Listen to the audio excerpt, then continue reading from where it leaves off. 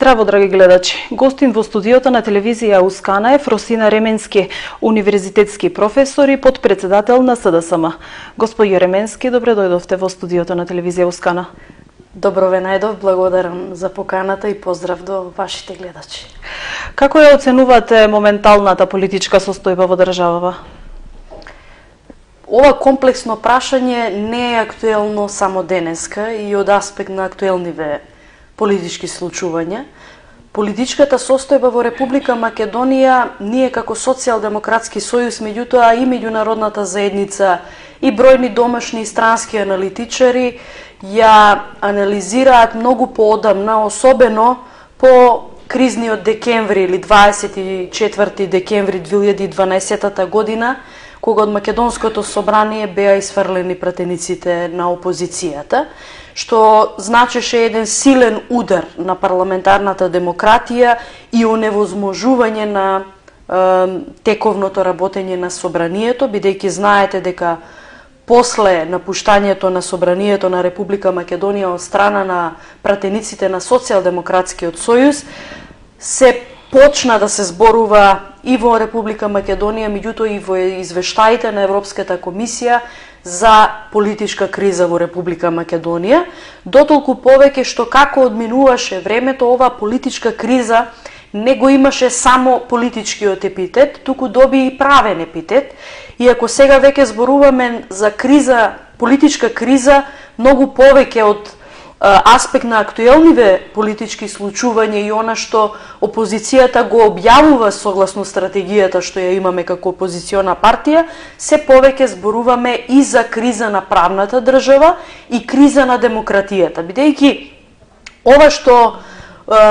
деновиве, неделиве наназад го слуша македонската јавност, а го објавува Социјалдемократскиот сојуз, укажува не само на криза на правната држава, непочитувањето на основните човекови слободи и права, неможноста на граѓаните да ја добијат правдата и правичноста која што ја бараат пред институциите на Република Македонија, го подведува под знак прашалник воопшто функционирањето на институциите во Република Македонија. И од тука кога зборуваме за актуелнава политичка состојба, јас не би го ставила акцентот само на политичкиот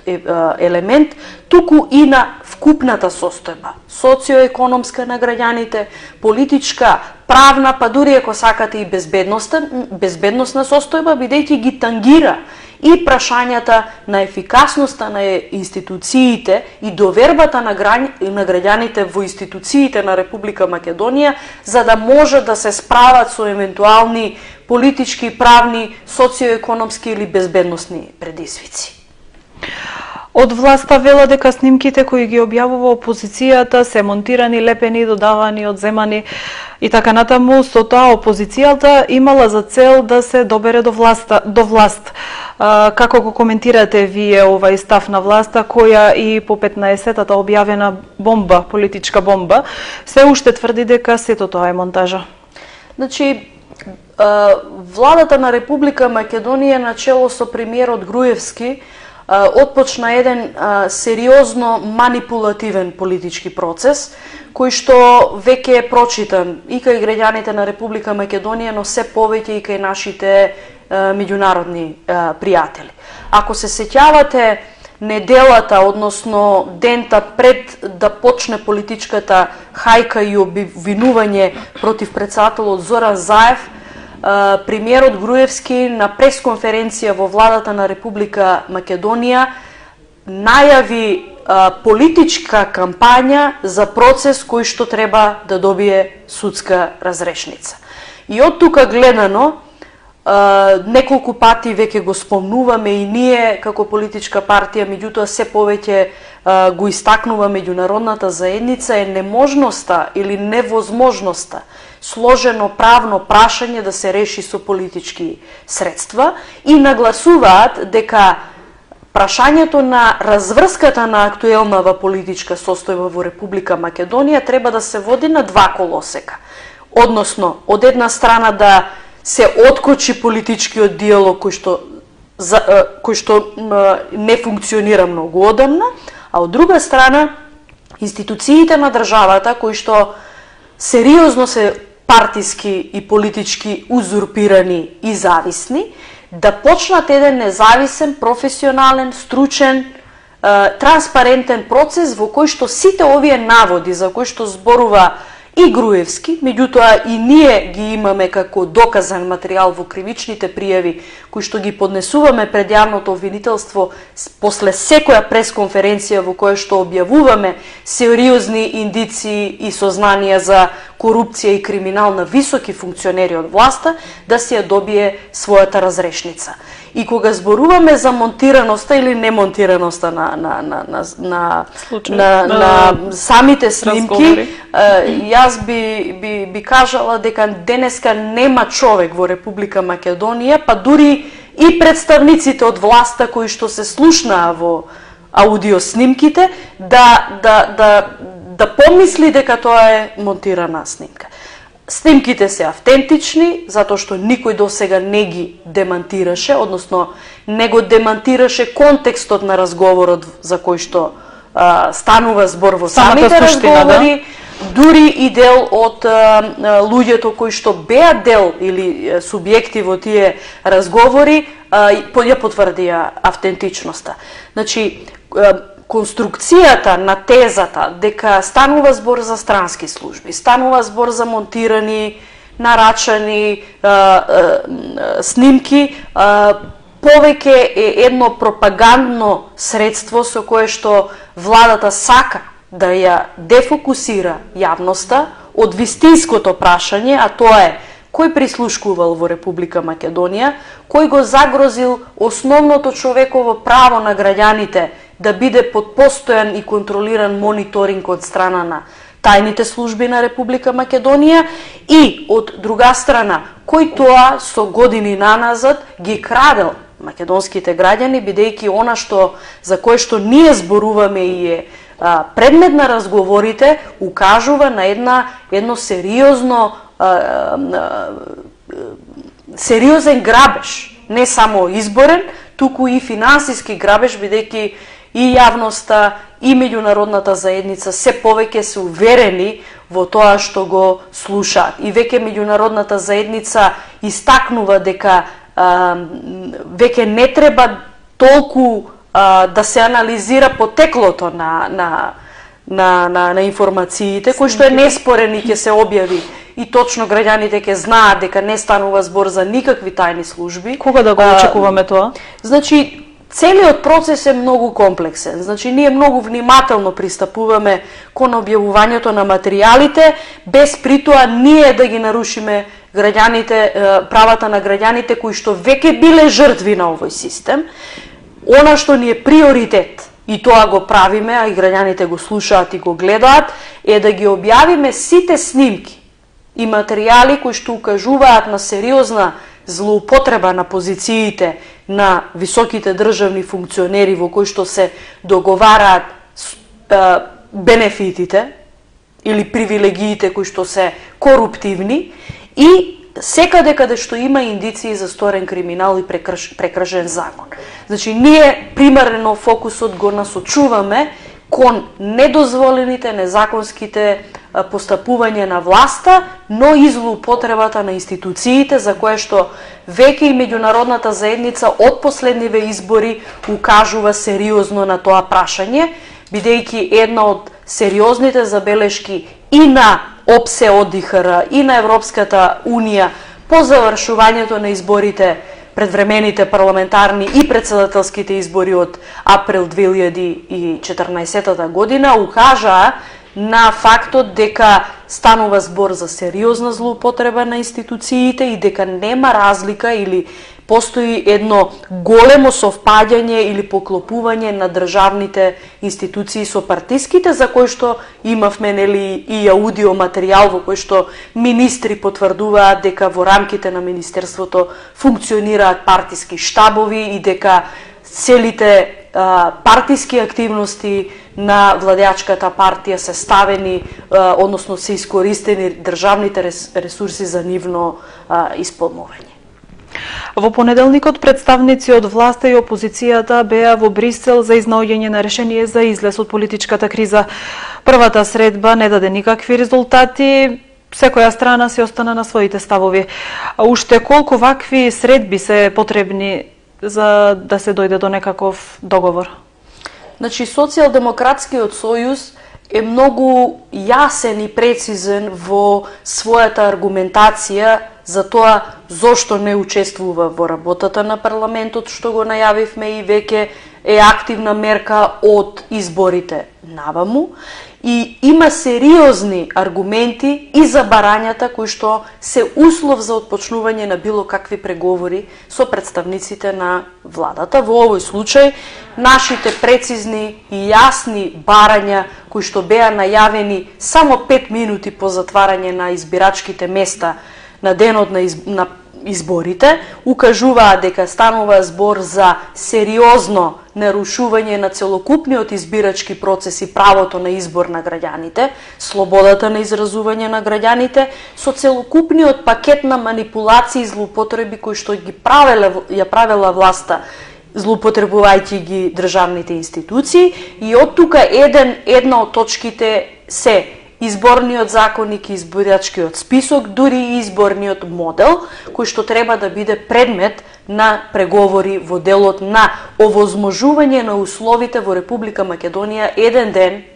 да се одржат фер и демократски избори во кои што граѓаните без притисок, без било какви закани, без било какви злоупотреби ќе имаат слобода и можност да ја изразат својата избирачка волја. Втората точка ни се медиумите и оневозможување на влијание на медиумите во делот на партиите и се она што ние денеска го гледаме. Вие гледате дека Република Македонија со последниот извештај од Репортери без граници за 2015 година се наоѓа многу ниско на скалата, дури околу неа гравитираат држави кои што се уште не може да се наречат демократии во вистинска смисла на зборот. Значи, ако ние го заземаме рангот на една Ангола како држава која што само после нас е рангирана во слободата на медиумите, ако гледаат граѓаните дека доколку не постојат независни приватни медиуми да објават одредени материјали за кои што се од висок јавен интерес. Вие на националните телевизии, односно на телевизиите со национална концесија, нормално не сите, оние што условно ги нарекуваме и со право ги нарекуваме провладини медиуми, вие немате воопшто никаква објективна слика на прикажување на состојбите во Република Македонија. Ако од една страна целиот регион, цела Европа и граѓаните брујат дека навистина тука станува збор за сериозни злоупотреби и противзаконски богатења со народни пари, а вие на националната телевизија гледате вести во кои што се манипулира со одредени најавени инвестиции кои што треба да дојдат во Република Македонија 2017-2018 година, кога граѓаните основните социоекономски потреби не може да си ги задоволат заради веќе и нередовните плати и исплати по однос на социјални трансфери, тогаш навистина во Република Македонија се оневозможува амбиентот за објективно и вистинито расудување. И од тука една од точките или една од барањата на опозицијата е токму разгледувањето и оневозможувањето на сите механизми преку кои што медиумите можат да се корумпираат, а во овој случај видовме и како се корумпирале. Понатаму пописот или она што ни е една од точките во барањата е овозможување на институциите да имаат соодветен увид на бројот на населението, за да може и соодветно врз основа на тоа да се утврдат состојбите во Република Македонија, врз основа на кои што пак показатели се остваруваат и многу други права. Ако ние не знаеме да кажеме колку граѓани во Република Македонија има со актуелно и постојано место на живење како услов за остварување на избирачкото право, тогаш реално не е можно и соодветно ревидирање на избирачкиот список. И се она што е поврзано со изборите, но и со други, да кажеме, прашања. Понатаму, ако ние не знаеме колку регистрирани земјоделски семејства има во Република Македонија или регистрирани земјоделци, тогаш како ќе знаеме дали е реална исплатата на субвенциите во делот на она што како мерка го воведе Социјалдемократскиот сојуз, а продолжи да го имплементира ВМРО на начин на кој што манипулира со самите исплати ден или месец пред изборите. И сите, да кажеме, други прашања кои што се тука отворени и се сериозни. Четвртата точка е разграничување на државата и партијата. Тоа не е барање единствено од Социјалдемократскиот сојуз, тоа е барање и од Европската Унија и од ОПСЕ, од ИХР, кои што години наназад ни ги наблюдуваат изборите и ги оценуваат сите овие злоупотреби за кои што ние веќе и со доказ и со материјал аудио излеговме пред граѓаните со цел да видат дека не може ни да започне рамноправна изборна трка доколку од една страна вие ја имате државата, а не партијата, а од друга страна опозицијата со сите, да кажеме, притисоци, закани и можности за манипулација со нејзиниот слободен простор треба да излезе и да го бара гласот на граѓаните кои што се заплашени. И петото барање, кое што ВМРО ДПМН сака да го проблематизира, иако се помалку и остануваат аргументи тоа да го аргументира, а сиот овој процес кој што ние го водиме оди во прилог на тоа дека во Република Македонија за да се воспостават нормални, демократски, слободни и рамноправни услови во кои што ќе се отстранат сите можности за злоупотреба на власта во делот на организирање на изборите, е техничката или преодната влада, која што во одреден временски период треба сите овие точки за кои што зборуваме ние, меѓутоа сега се веќе и забелешки на меѓународната заедница, да ги отстрани сите можности, најмалите извори на можности за злоупотреба од страна на власта на овие инструменти во кои што тие години наназад ги добивале изборите и ги злоупотребувале гласачите, нивниот идентитет и се она што и стои на располагање. Така што, кога прашувате колку уште ќе има потреба за преговори за да се постигне договор, ние велиме вака. Ние не сме, да кажеме, политичка партија која што не носи државотворен карактер. Ние сме покажале години наназад дека во ситуации кога Република Македонија се наоѓала во раскрсница, да можеме да го канализираме процесот на најдобар можен начин за доброто, мирот и стабилноста на граѓаните, така што нема да има преговори додека власта не биде свесна за политичката и правната штета што ја нанесува на Република Македонија со инатењето и покрај обелоденетата вистина и веќе формираното јавно мислење и во Република Македонија и во меѓународната заедница да обстојуваат цврсто на својата лажирана и креирана слика за Македонија како економска оаза во која што се е добро, се функционира, само има некоја таму опозиција која што не можеме да ја контролираме. Мала. Да, сега во нивни очи се е големо, нормално големи се и сумите кои што се проневерени, големи се злоупотребите што се направени, голема е квадратурата на плацевите кои што се условно кажано купувани, односно подарувани од страна на државата, на државните функционери, се е таму големо, а нели ние сме условно кажано малите, меѓутоа секој подценување на политичкиот противник го носи ризикот за несоодветно постапување од страна на носителите на власта во овој случај. Мислите дека представници од албанскиот политички блок е неопходно да присуствуваат на преговорите во Брисел? Бидејќи знаеме дека лидерот на ДУИ Али Ахмети настојува да се вклучи во овие преговори, тоа го истакна и на самиот тематски конгрес?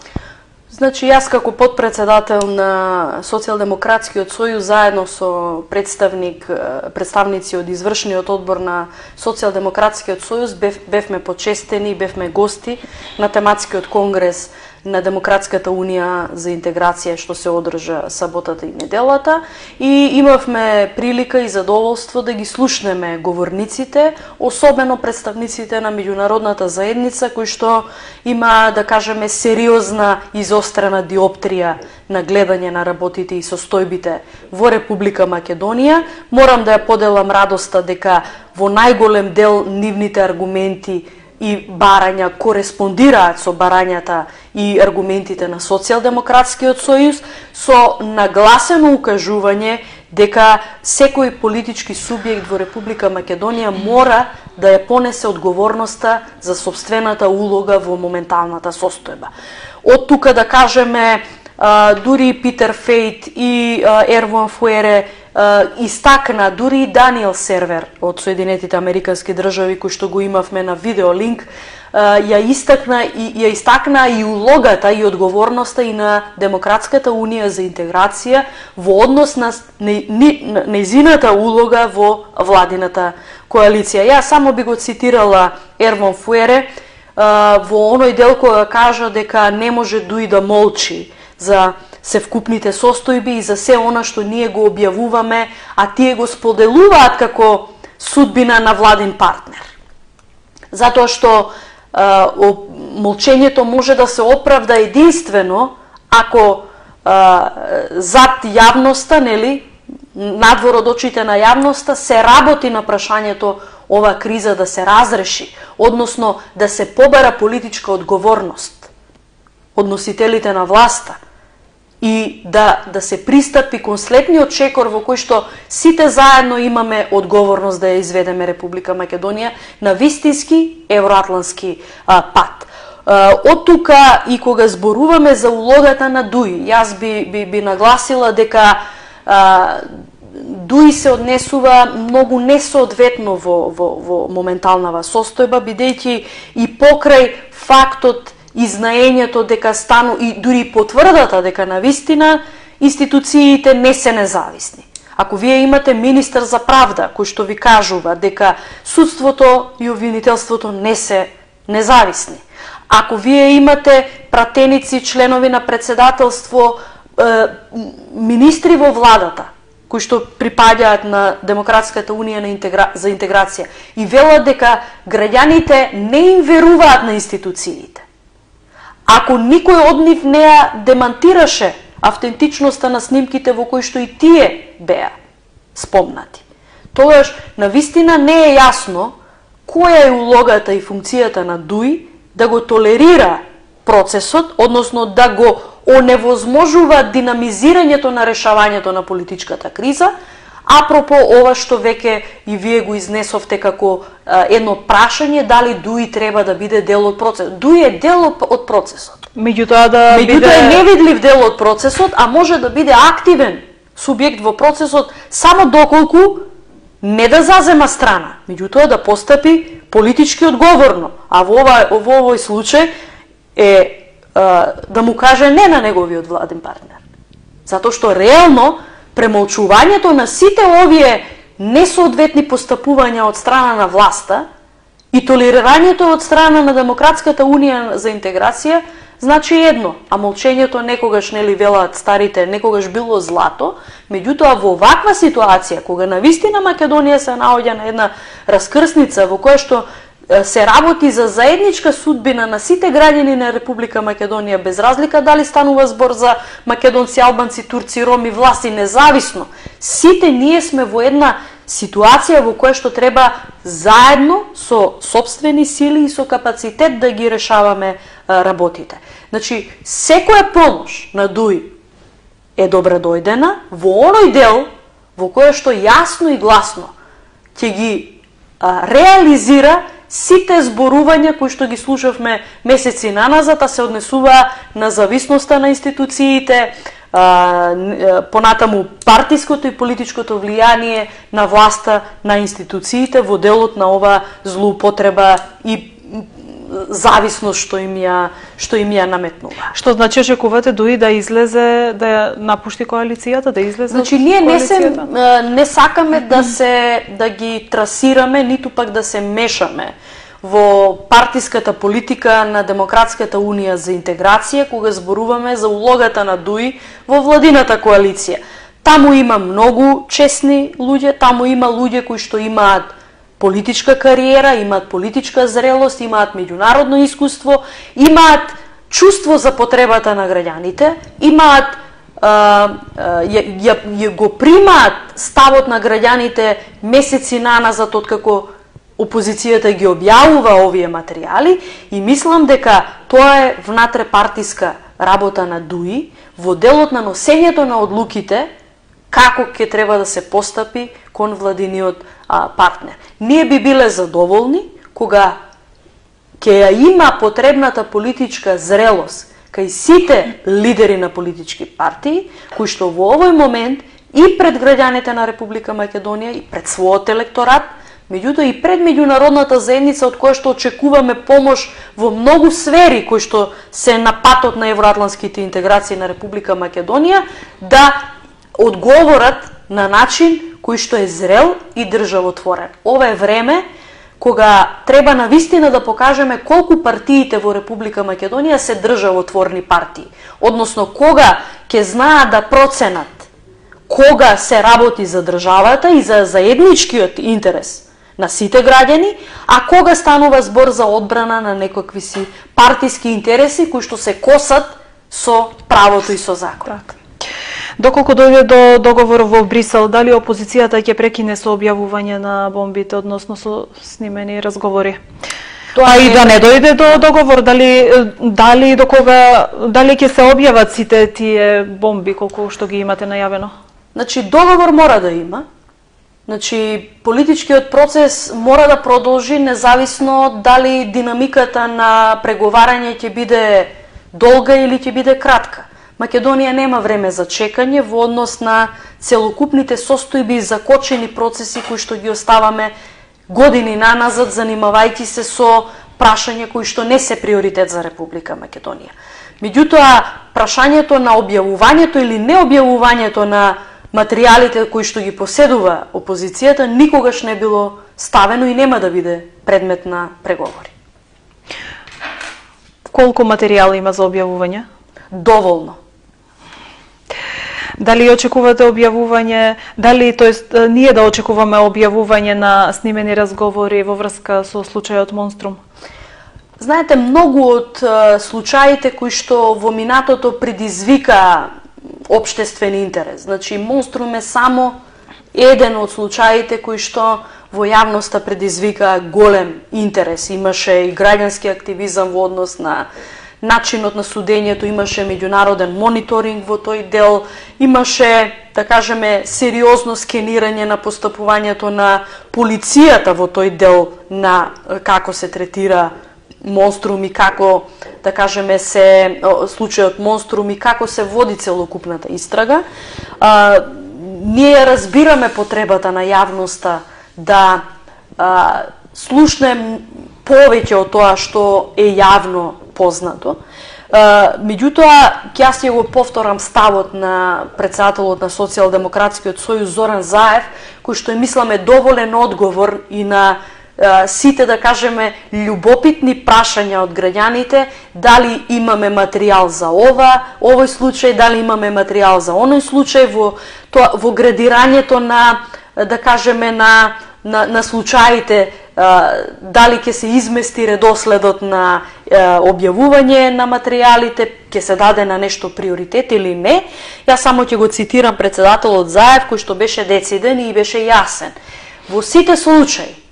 каде што има индиции за криминал и злоупотреба, ќе бидат објавени. Што значи дека доколку има сознанија за навистина незаконско постапување, несоодветно постапување на институциите, не само во Монструм, и во било кој друг случај, ние ќе го објавиме и јавноста ќе ја знае вистината. А зошто толку многу се чека за објавување на сите тие бомби? Еве го одговорот веќе ви го дадов. Така? Значи, многу заинтересирани страни има во оној од аспект на приоритетите во објавувањето на материјалите. Еве, вчера знаете дека беше актуелна во медиумите лустрацијата на Јадранка Костова, која што е одговорен уредник на неделникот Фокус. Самиот процес на лустрација е еден голем пакет, кој што го поседуваме и кој што ќе го обелодениме, за да видат граѓаните дека тоа е навистина еден изветоперен процес за пресметка со политичките неистомисленици. И знаете, засегнатите од лустрација сакат лустрацијата да биде понапред во објавувањето. Засегнатите од другите случаи во кои што има прекрашување на правото или злоупотреба на моќта, сакаат тие случаи да бидат понапред. Социјалдемократскиот сојуз работи согласно стратегијата во која што јасно и прецизно сме ги дефинирале чекорите, во кој временски период и како ќе ги објавуваме материјалите. Она што ни е приоритет, ќе го нагласам повторно, е во овој процес на граѓаните да им ја обелодениме вистината за тоа како главните носители на власта, премиерот, министрите, директори, учествувале во сериозна кражба на народни пари, договарале провизии, местеле тендери за лично збогатување, ја искористувале својата позиција за да приграбат колку можат повеќе, загрозиле многу човечки животи, ставиле во затвор многу недолжни луѓе. Тоа е примарниот фокус во овој период на власт, затоа што верувајте, власт и меѓународната заедница и јавноста ќе биде заинтересирана за сите материјали што ќе ги објавиме. Меѓутоа, примерно фокусот го ставаме на проблемите, односно на случаите кои што ги тангираат сите граѓани на Република Македонија, независно на нивната етничка, верска, политичка, било каква припадност. Затоа што јас верувам дека несоодветното трошење на буџетските пари или само послужувањето со народните пари од буџетот на Република Македонија за лични интереси не е проблем само на македонците. Тоа е проблем и на албанците, и на турците, и на власт, и на сите граѓани кои што живеат во Република Македонија. Затоа замолуваме, ние одговаравме и на новинарски прашања на нашите пресконференции, што значи одолговлекувањето на одредени процеси и дали нешто не треба да се забрза. Молиме за трпение, затоа што Социјалдемократскиот сојуз да не го водеше вака процесот како што го води досега, може би и дел од материјалите и ќе немаше да бидат објавени. Затоа молиме за трпение. Процесот за вистината за Македонија е отпочнат и граѓаните на Република Македонија ќе дознаат вистината. Дали воопшто да очекуваме, дали воопшто има некакви снимени разговори во врска со пописот, кој е едно од вашите барања? Значи, кога зборуваме за случаи, настани, активности кои што биле законска обврска на граѓаните да бидат спроведени во временски период во кој што требале да бидат, во овој случај пописот од 2010-2011 година, ние укажуваме дека се што имаме како материјал поврзан со овој процес исто така ќе го објавиме. Ви благодарам за гостувањето во студиото на телевизија. За поканата и поздрав до гледачите. Вам почитувани, ви благодарам за вниманието со кое што не следевте. Пријатно.